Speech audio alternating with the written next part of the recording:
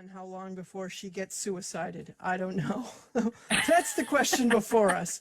And I want to bring in our next guest, someone who has been covering the Jeffrey Epstein story long before the rest of the media from the get-go. And that, of course, is Ann Coulter, the author of Resistance is Futile and a gajillion other books that are bestsellers. Ann, welcome to Breitbart News Tonight. Thank you. So great to be here. Okay, Ann, over under, how long before she gets suicided? What do you think? I re-upped the tweet I sent to the Bureau of Prisons 2 weeks before Jeffrey Epstein's alleged suicide, alerting them, Bureau of Prisons, please move Jeffrey Epstein to a supermax immediately. The people who stand to lose are going to make sure he never talks. And 2 weeks later, dead. They did not follow Ann's advice and move him to a supermax. I am wondering I'm dying to hear how this went down. I mean, especially with the FBI so busy looking for at garage pools, NASCAR. Their agents are so tied up. How they had time to find this international refugee, I can't imagine.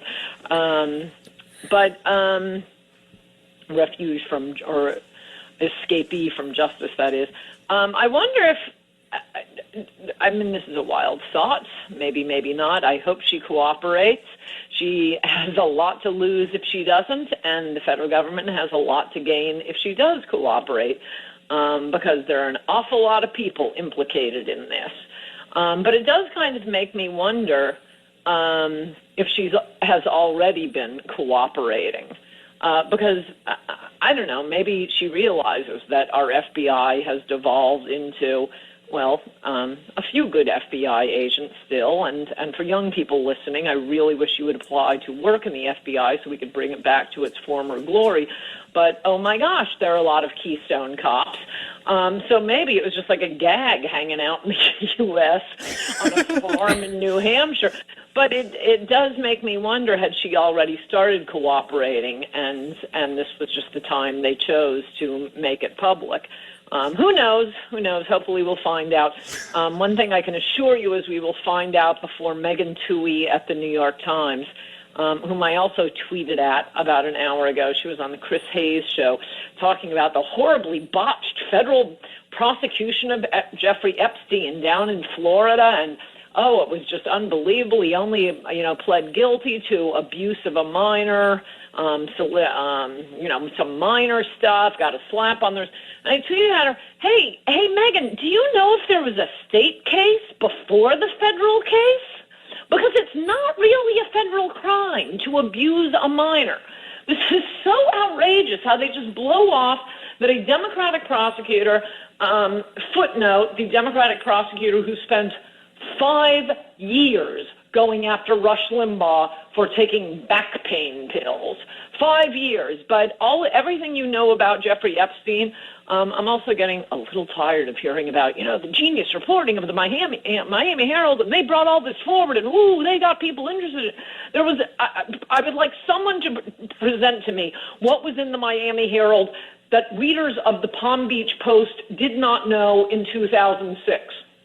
And which I begged the national media to cover. All of that was delivered on a silver platter to Democratic prosecutor Barry Krischer, but he was busy going after the back pain medication case. So he wouldn't have, this is basically the DA, it's called the state attorney. He wouldn't be the one presenting the case to the grand jury. It probably wouldn't even go to a grand jury. You just indict and take it straight to a jury.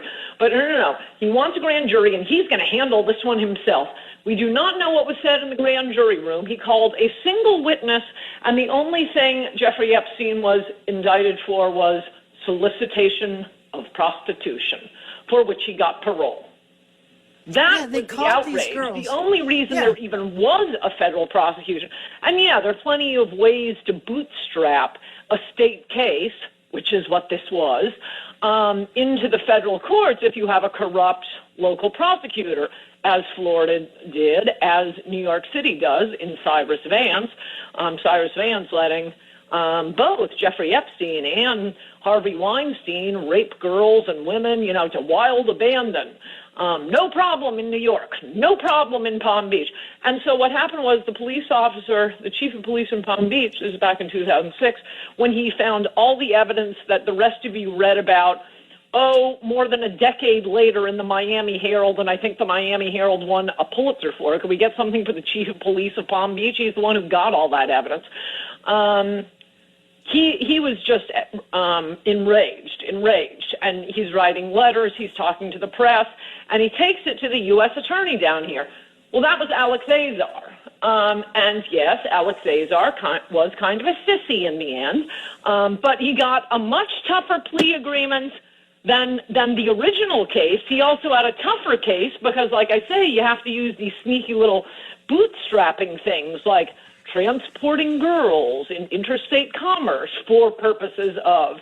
But the actual abuse charge, those are state claims. There isn't a federal law that you can't abuse minors. That is the jurisdiction of state criminal law. And the fact that they keep talking about the federal prosecution while preserving the good reputation of this hack Democrat prosecutor, just like Cyrus Vance, will spend the entire office's resources going after conservatives and Republicans, but let child molesters and rapists go free because, they're big Democratic donors. So, Ann, clarify this for me again. The state prosecutor declined to prosecute Epstein? Was just going to let it go? Just let it slide? Well, it was in some ways worse than that. He pretended he was going to take it seriously, and all the evidence was there. Just briefly, the chief of police writer, some woman came in. How did it happen? They had arrested some West Palm Beach girl on, shoplifting or something. And she tells the police, whatever it was, she was being called a whore at school because they saw all this money in her purse. She's, 13 years old. And the word had kind of gotten around that some of these girls from broken families into drugs, 13 years old, were going to some billionaire's place in Palm Beach and having sex for money. So it had come out, the girl told her mother. The mother brought her daughter to the Palm Beach police where the billionaire was, tells the story to the police. And starts naming names. Each name they talk to, they had, they're actual police, not Democratic hacks. So each person they talked to would give them more names. They had affidavits from the madame, not Jelaine. There was another one, a local one who was like a 22-year-old girl who would pick up the younger girls. They had affidavits from, I think it was a dozen of the girls themselves who had been abused. Affidavits from them. All of this is going on. Jeffrey Epstein is still abusing the girls. And Palm Beach police are collecting evidence as fast as they can. They have an affidavit from the butler at Jeffrey Epstein's mansion who talks about going into the rooms to clean up after the 13-year-old girls had been there and taking black dildos out of the bathroom sink, for example, and, the massage oils and all the sex toys around, and giving the girls money and calling cabs for them. They have an affidavit from that guy. They've also been going through Jeffrey Epstein, the trash that being picked up at his house every day in Palm Beach. Instead of going to the dump, it would go to the Palm Beach police. So they have notes from Ghislaine or someone else to Jeffrey saying that, so-and-so wants to know if it's okay if she comes over after soccer practice. So-and-so can't make it at 11 a.m., because she has an algebra exam. So they have proof that, he knows that these are underage girls. They had everything. They give that to Barry Krischer, and what he does, instead of just saying, this goes to the sex crimes unit, do what you usually do, which, by the way, would not involve a grand jury. Like I say, they just arrest him and take it to a jury. No, Barry Krischer, another big Democrat, he's going to protect Jeffrey Epstein. So he takes it to the grand jury. We do not know what he said to the grand jury, though the great Governor DeSantis, whom I hope someday soon we will be calling President DeSantis, he's requested, I don't know what the results of this, I think we'd know about it if it had been released yet. I don't know why it takes so long. But he's requested copies of the grand jury transcript. What exactly did Barry Krischer say to the grand jury that they thought it was appropriate to return an indictment for a single count that is utterly insulting to the victims, solicitation of prostitution? Solicitation of prostitution. He's calling the 13-year-old girls prostitutes. One count of that. He only called one witness. We know that much. But reasonable minds would like to know, what exactly kind of case did Barry Krischer make? Barry Krischer, you have not heard of on any of these networks. You will not read about him. No, we have to keep going to Alex Azar. The only way the media ever got interested in this case involving a lot of big Democrats and a lot of big Democratic donors. There are a few Republicans who also deserve their place in the Hall of Shame, not so much for fooling around with the 13-year-old girls or riding on Lolita Express, but for signing on to the Jeffrey Epstein defense team like Ken Starr. I mean, it's utterly appalling. Will you do anything for money? So as soon as it goes to the feds, Bush was president, Azar was a U.S. attorney under Bush. It was just Dershowitz and his ilk down here. I think that guy, what's his name, Black, the attorney, what's his name? He did the 2000 election. I can't think of his first name right now, but another. Not very clean and impressive lawyer, we'll put it that way, always for the Democrats. So it was all Democrats working on Jeffrey Epstein's case until it goes before a Republican-appointed U.S. attorney, Alex Azar. That's when they... Oh, I think it's Acosta. Wasn't it Alex Acosta? Was the guy, I thought, with the Epstein case? Azar is our current HHS secretary. Oh, I think you're probably right. Yeah, of course it was Acosta. Of course it was Acosta. Of course it was Acosta. Yeah, because he's Cuban. Yeah, Florida. Yeah, and look, it was, sorry, forgive me for saying that. Thank you for correcting me. Sorry, you get these names stuck in your head.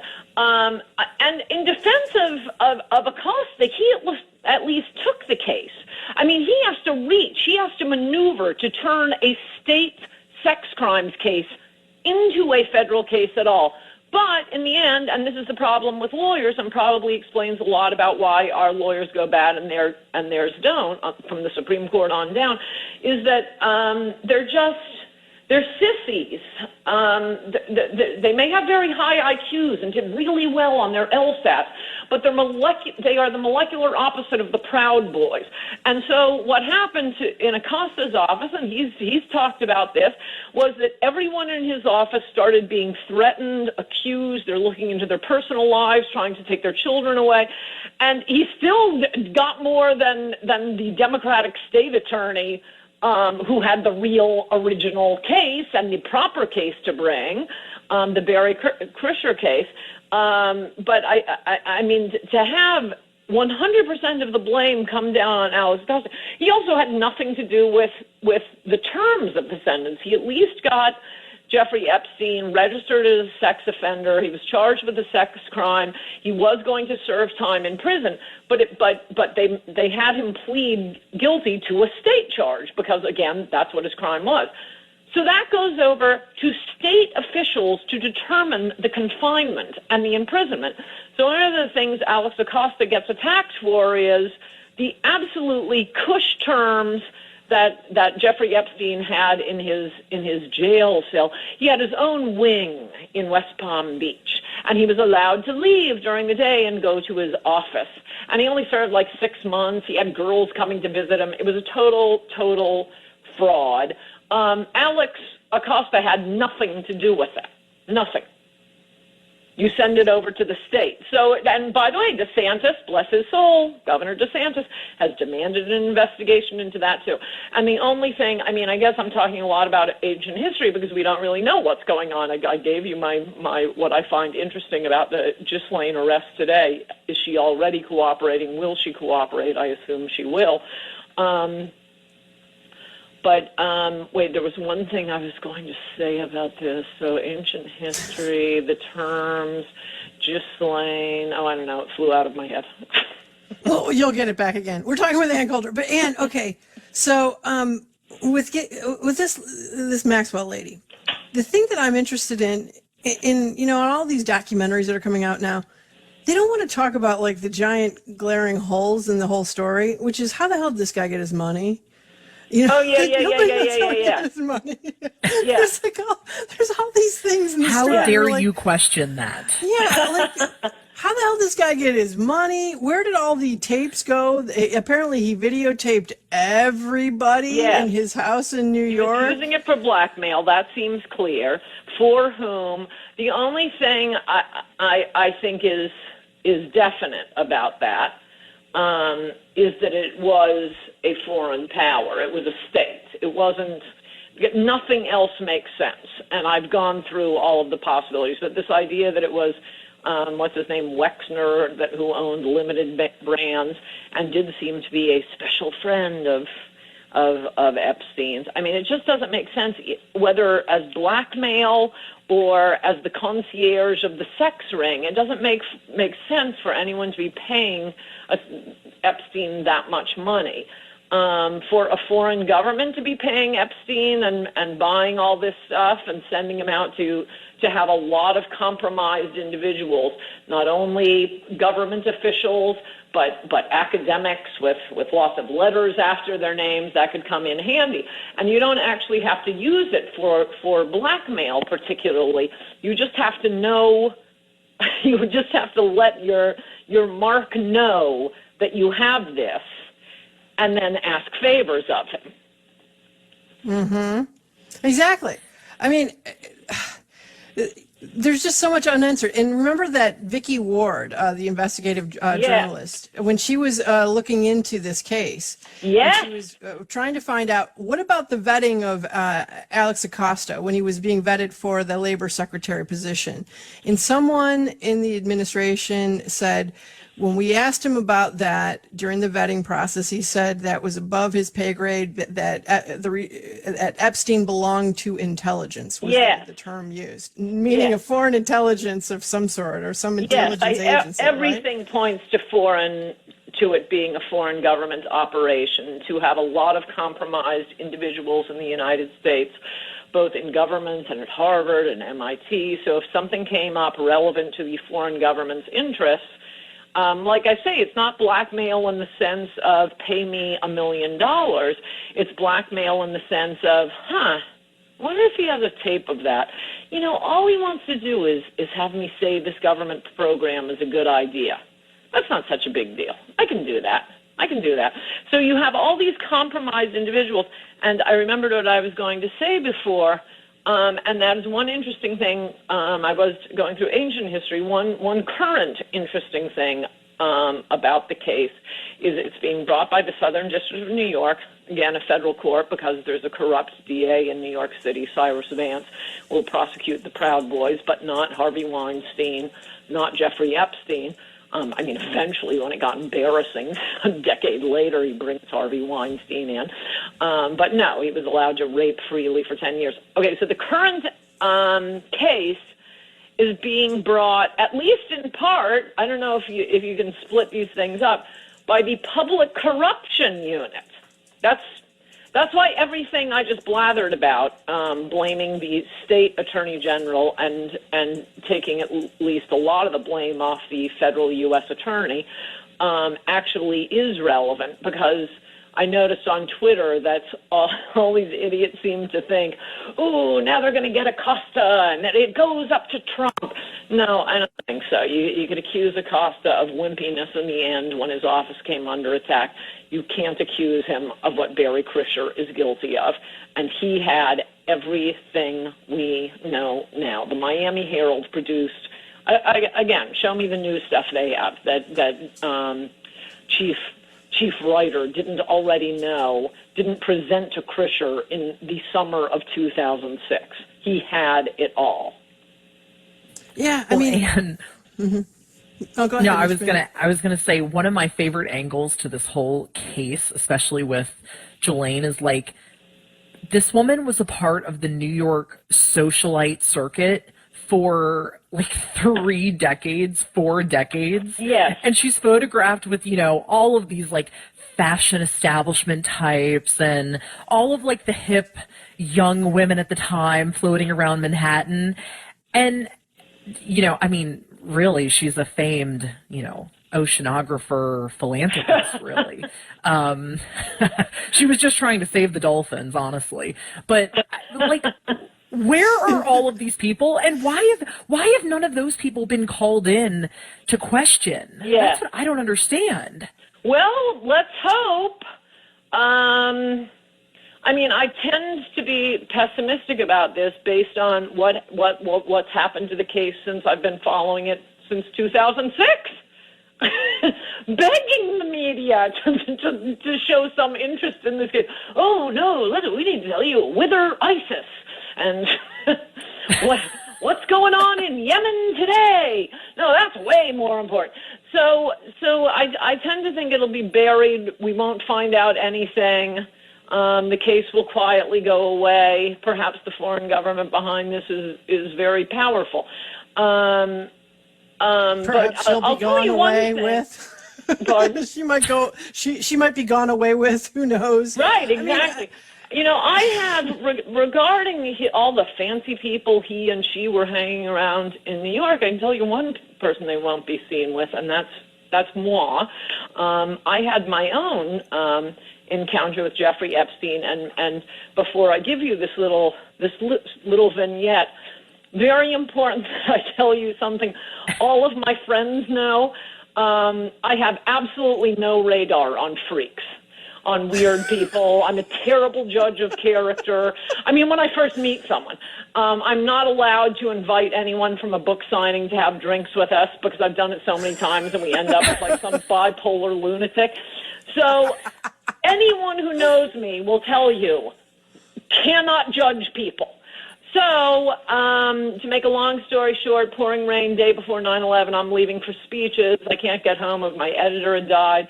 Book was canceled. You probably heard me talk about that. Turned out to be the #1 book all summer. Ha, ha, ha. Anyway, I'm standing outside the funeral home. I've tried to column. I've tried speeches, pouring rain, traffic all over, no cab. So this stretch limo pulls up, and a guy leans out and says, "Hey, knows me by name, says who he is, names someone that we know in common," which, by the way, wouldn't be that great a recommendation. She hangs around some sleazy guys. But I think to myself, okay, I just need to go 40 blocks to the Upper East Side. Was it even 40? It was like 20.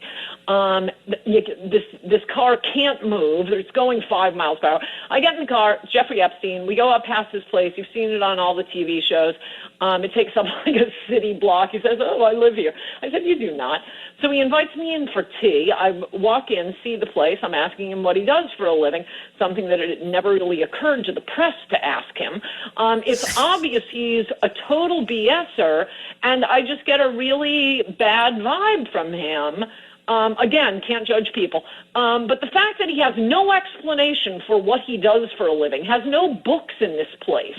It's like a museum. So his car takes me to my place, or as he thinks to my place. I got such a bad feeling, and I didn't live like across the street or something. It was another 5-6 blocks. I had the car drop me at a place that wasn't mine, and I walked another 2 blocks. And for the next few years, I kept having people like Alan Dershowitz email me and say, "Jeffrey Epstein wants to get in touch with you." So he'd find people in the TV world to try to email me. That's how creepy he is. Oh, my That God. someone with no judgment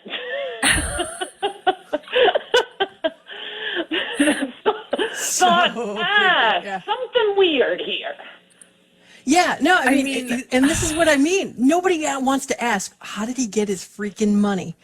And I'm like, this is like the big hole. They did a whole series on Netflix. I was so angry about this like documentary series on Netflix about Jeffrey Epstein, and it was as if the biggest thing about this guy is that he had enough money to buy off people and to live this lifestyle, but no one wants to ask how he got the money. Right. Right. Vicki Ward has actually written a lot of great stuff about that, and I will say she's a Vanity Fair writer. And I will say, to her credit, she too had the story. Again, sick of hearing about the Miami Herald breaking stuff that anyone paying attention already knew. Vicki Ward had it. I forget what year it was. Obviously, 2000, I think it was like around 2000 or 2001. It was like way early. Yes, and she and I are apparently the only people who have ever met this guy and thought, what? Where does your money come from? So she pursues it, but while pursuing the money angle, which Graydon Carter makes her back off, the main thing she finds is two girls who have been molested by Jeffrey Epstein, and Graydon Carter, editor of the Vanity Fair, killed it. Wouldn't let her write it. Yep. Wow. Yep. It's like the Weinstein case all over again. Yeah. Even more creepy, though. Even more creepy. I mean, it's, yeah. And, here's the thing that also, let's just, be honest here. Ghislaine Maxwell's father, who was this, notorious media mogul, he died under extremely strange circumstances, too. Yes. You'll recall. Oh. Yeah. The guy died on his yacht. Suicide. Yeah, he went out on his boat. In fact, I believe it was called the Ghislaine. He had just ripped off. He ran all these newspapers, and he had ripped off the pensions of all of his workers. I mean, it's like hearing about Epstein and he's so wealthy, and I mean, I don't worship wealth, but someone who makes his own money, as long as they're not hedge fund managers, they've done something. They're on the ball somehow. But no, in the case of Maxwell, he just ripped off the pensions of his workers. In the case of Epstein, he was being paid by someone, probably a foreign power. Yeah, well, there was the speculation also about Maxwell's father that he was involved with the foreign intelligence service as well, and his death was he died. He apparently it was deemed a drowning or an accidental drowning or something. He fell off of his yacht at 4 a.m. in the morning, and he was stark naked. So he was found floating in the Mediterranean or whatever, stark naked, after accidentally falling off the deck of his yacht at 4 a.m. It's very common. No clothes on it, no evidence found because his body was found in the water. As it happens all the time, people just accidentally fall over and stark naked into the water. I mean, come on. Well, also a possible different explanation for at least a good portion of the money. I don't think this accounts for all of it, though. Is that they clawed back a lot of that money that Maxwell had stolen from his employees' pensions.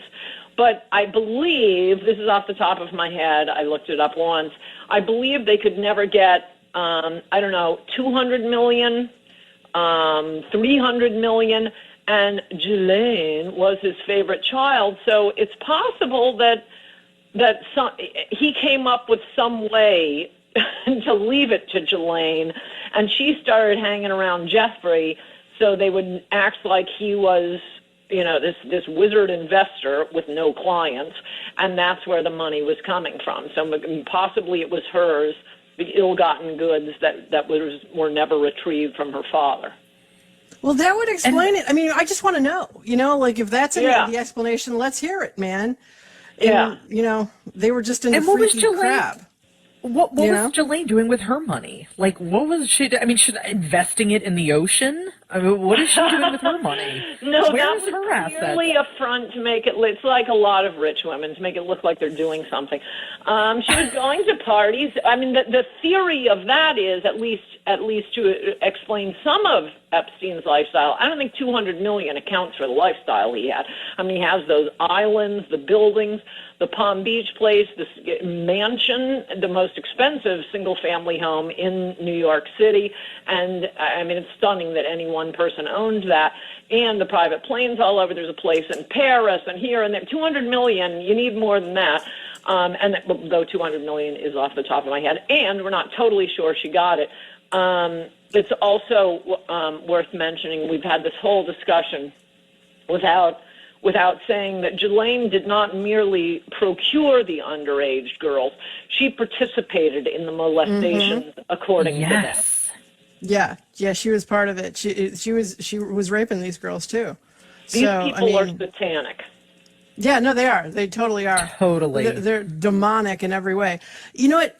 And is it okay if we hold you over the break? Because we want to ask you some political stuff, like some of the latest gossip about the campaign and all that. Would you mind holding over the break? I will, mostly because I want to talk about the millionaire plumber with John. You're listening to what we're talking about now. I haven't been able to stop laughing about that. Okay, that is the best teaser for the next segment ever. You're listening to Breitbart News Tonight with John Pinder, Rebecca Menser, and Ann Coulter. Stay with us. It's going to be only America first. Sirius XM Patriot election headquarters for Trump 2020. And only Ann Coulter, author of a gajillion bestsellers, including Resistance is Futile. We've been talking about Epstein's Gail Friday, his fellow rapist and child sex trafficker, who's finally been apprehended. And we were just before the break, and you teased something about a millionaire plumber. Okay, Yes. What's this story, guys? Maybe What's no going one on with else this? will find this as hilarious as I do. It just reminds me how I'm so glad I'm involved in politics, because you can meet these interesting characters, and I don't know anything about this person, but our mutual friend, Ryan Jerdusky, who, bless his soul, is running a fantastic PAC on behalf of Chris Kobach, another man I would like to have president in front of his name. He's running for the Senate from Kansas, and he's the most magnificent human being on earth on all the important issues, most importantly, immigration. So, so Ryan is just like sending in, hey, here's my latest mailer, and he throws in this line, and that millionaire plumber is still running mailer after mailer, ad after ad, bashing Marshall, who's Kobach's competition. I don't know who the millionaire plumber is. I'm hoping it's because he cares about immigration as much as I do, and I'm insisting that I meet him and have coffee with him because he sounds like a fine fellow if all his ads are doing is bashing Kobach's opponent. So I just love this guy. Yeah, I think his name is Bob Hamilton, and he's this plumber out in Kansas that decided to run in the Republican primary, and apparently he's like a millionaire. He's got a ton of money, and he's just putting all of his money into his campaign, and his whole campaign is just attacking Roger Marshall, who is Chris Kobach's opponent. Please tell me it's because he's good on immigration. That will make him a hero. I don't know anything about him except I know that he's a plumber. I love it. I'm going to be really Patriot sad plumber. if he just I don't know, has it in from Marshall for some other reason. But Ann, have you been watching these other primary races, by the way? Like this one that just happened where this woman Lauren Boebert just ousted this guy Scott Tipton in, I think it's Colorado's 3rd district, and he had voted for like all of these visa program expansions, and she attacked him on all of those fronts. And I didn't realize this, but she made a name for herself like years ago. She opened up this restaurant, and all of the waitresses carry guns on their hips. That is so cool. And wait, what state is that in? By the way, I'm following Colorado. through your reporting. Yeah, Colorado. that's Colorado. That's Colorado. And then you'll love this. Out in Virginia, this happened last month. Out in Virginia, this guy Bob Good ran a total Dave Brat campaign. His only thing he would talk about was legal immigration levels and how they have to be reduced to reduce foreign competition against American workers and boost U.S. wages. He beats Denver Riggleman, the Republican incumbent that Trump endorsed, who voted for all of the visa expansions. Oh, yeah, and mention that Trump endorsed the gun-toting chick's opponent, too. Yes. Yes. No, all What of do you Trump's make? endorsements, which are, he's endorsing all of the establishment Mitch McConnell, Jared Kushner candidates, not the MAGA candidates, as in his refusal to endorse Chris Kobach, and they're all going down. These politicians, they can't learn. It's so frustrating, and it's really sweet of Americans that they keep trying to send the message in the exact same way. They keep voting for the candidates who are railing against immigration. They get those candidates in, and very few of them tell the truth, our president being the case in chief here. And then there were those two down south, too. Oh, Yeah. what were those Oh, two? you mean like, we got Jeff Well, Sessions. we had Right. anti-immigration or immigration restrictionists, however you want to put it, patriotic immigration reformers, running against Trump-endorsed candidates, and the Trump-endorsed candidates losing. Oh, the one for Mark Meadows' seat. Oh, yeah. Yeah, Madison. Yeah, Cawthorn. Cawthorn. Yeah. Yeah, who beat the more establishment-y candidate in that district. I want to get your take, though, on the Jeff Sessions race in Alabama. Yeah. Oh, yeah. Well, John has some breaking news on that. Yeah, John, what was the breaking news? Go for it. Well, the breaking news today was from this report out of the Washington Examiner, which is talking about Jeff Sessions' opponent, Tommy Tuberville, who's former football coach in the university circuit and whatnot. And the story was about back in 1999, apparently Tuberville gave a one-game suspension to one of his players who had been charged with a second-degree rape of a 15-year-old girl. And he pled down the charges to this very low-level charge, and he only served a certain amount of time and got fined, whatever. And his punishment by Tuberville, allegedly, was a one-game suspension. But see, Anne, this is what people, for second-degree, well... But he was charged with second-degree rape, pleaded down to a much lesser crime, as people always do. So never convicted of rape, but charged with it. But Anne, this kind of gets to the point that the Sessions' people, they keep making this point. This guy is so unvetted. And the minute he wins a primary election against Jeff Sessions, who's already been vetted, everyone knows how he is on all the issues, great on all the issues. But the minute this guy, Tommy Tuberville, wins the primary, if he does, the media is going to make him Roy Moore. They're going to dump everything out in the general election to make sure. He will definitely be another Roy Moore, and I would not call him unvetted. They're always very well vetted. The media just won't tell us until the day after the primary. I mean, that's what happened with Jack Ryan in Illinois. He was running against Barack Obama. He could have, strangled that disaster in the crib. But no, he was a very wealthy, very impressive candidate. He had worked at Goldman Sachs, made $300 million, gave it up to teach in the inner cities, married a beautiful actress. They had a very nasty divorce proceeding and child custody proceeding, and I described this, I think it's in my book, Guilty. This is why there is not an expression as true as claims made in a divorce filing.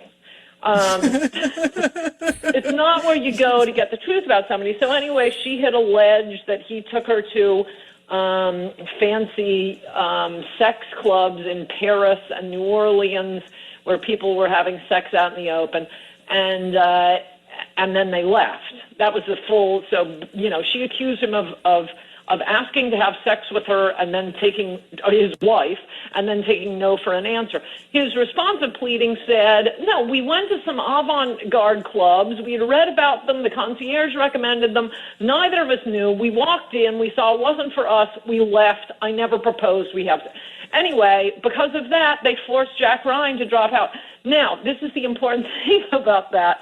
The day after Ryan won the primary, every Chicago newspaper had the full 20-page story, the layout. They had those filings, which were filed under seal. But the Chicago Tribune, I forget which one newspaper it was, just went out to California and said, we'd like you to unseal this.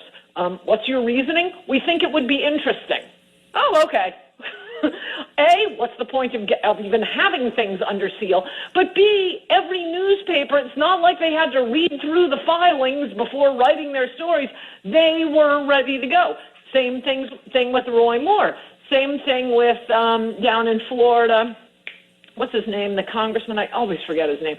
He was a good guy, Republican, and it was so minor compared to 1 million sex scandals of the Democrats. But he had been sending sort of creepy emails to boy pages. Ooh, you look really hot in your soccer shorts. No touching, none of that stuff. They wait and drop it on him the day after he wins the primary. So, of course, in all these cases, they forced a Republican to drop out, and the Democrat won. And in Roy Moore's case, they didn't technically force him to drop out, but the Democrat won. Yeah, I mean, and like I love the example you gave there about what's his name, Jack Ryan or whatever, the Illinois thing. The guy was guilty of propositioning his own wife. And taking no for an answer. and that's her allegation. I mean, that's the most she could come up with. Wow. Yeah. Wow. Well, and you gotta think, Anne, that like all of these primaries where the voters are clearly, they're very able to decipher between Trump and the candidates that Trump is endorsing. Yes. And in the Sessions case, I gotta imagine the Sessions campaign has to think this is boding pretty well for us. Voters can clearly see. I really hope so. I am worried about the 3D chess types because every once in a while, you don't see quite as much anymore, but I will hear the fanatical Trumpsters, which, will carry him to a 20% popular victory and a 50-state landslide against him. The fanatical Trump supporters will give me this nonsense about it's his fault we have the Russian investigation, which is just utter nonsense. And if you're just going to parrot everything Trump says, I don't know how to, without considering the facts or what smart people are telling you. I really don't know where we go from there. But Sessions certainly deserves to win. I want him back in the Senate. We were talking before I came on, Rebecca, John, and I were talking about the Mickey Kaus piece this week in the Magnificent Kaus Files, and it really is. It's fantastic. It's called A Time to Bail. He goes through how if Trump is the nominee and doesn't turn this around, and he does not seem inclined to turn it around because he's hanging on Jared Kushner's every word because of his years and years of experience in running presidential campaigns. And it has been an unmitigated disaster. In the middle of these riots, I'm still seeing ads attacking Biden for voting for a crime bill. Oh my gosh, you can't help this guy. So anyway, Mickey's point is a point I make in Adios America. Immigration amnesty is unlike any other issue. You can repeal Obamacare, you can repeal tax cuts, you can repeal tax hikes. Amnesty is forever. And if they win the presidency, and if it's as much of a disaster as many people think it could be, perhaps on one of them, then we also probably lose the Senate. I mean, that's why I've just been pushing for save the Senate, save the Senate, save the Senate, and then you get an amnesty and the country's over and everything we do is pointless. So he says, but if you replace Trump, and this was a very smart point of his, you take away the raison d'etre of this entire election for the Democrats. They are voting because they hate Trump. If Trump isn't the candidate, that's gone. A lot of Democrats will stay home. Okay, good. We killed the wicked witch. Whether that's fair to Trump or not, it is absolutely true that you know, they look at things like voter intensity.